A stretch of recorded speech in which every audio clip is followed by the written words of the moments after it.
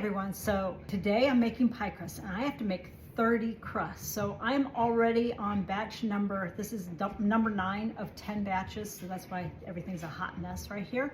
But I wanted to share something with you. This is the first time I've ever used my food processor in order to make pie crust. Now I am making 3 pie crusts at a time because that's the max that this will be able to hold. So I'm going to put my 3rd cup of flour in, and I'm going to put a ½ tablespoon of Redmond sea salt. That's why it's that nice pretty colors that you got going on there. And then I'm going to pulse this just to blend the salt and the flour together real quick. Just a couple quick pulses. Now I'm going to take a stick of butter and then a ½ cup of lard and put it directly in here. Now the nice thing for me is the butter can be frozen, so that's absolutely wonderful. I cut it into chunks and then I do the lard.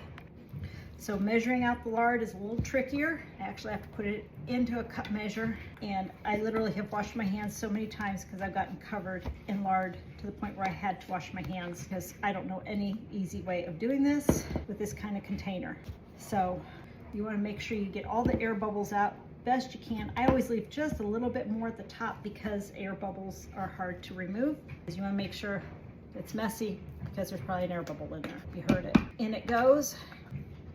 Now we're going to pulse it again. And the one thing I've realized is that when you don't hear what a loud sound, it's all blended. When it sounds smooth and there's not the boom, boom. So once it's all blended, we're going to slowly add about 2/3 of a cup of cold water. We're going to let the dough form into a ball. It takes a minute, but it will form into a ball. And then we're going to pull it out, drop it onto the countertop. And I'm actually going to refrigerate these before I use them again. So this is the equivalent of 3 pie crusts in this dough ball. So I'll cut it into 3s when I'm ready. But I shape it, and I've got a cookie sheet over here where I'm placing my shaped balls so that I can stick them in the refrigerator. So there you go, there's 3. I've got room for 1 more, and then I'll be done with 10 dough balls, which is 30 pie crusts worth.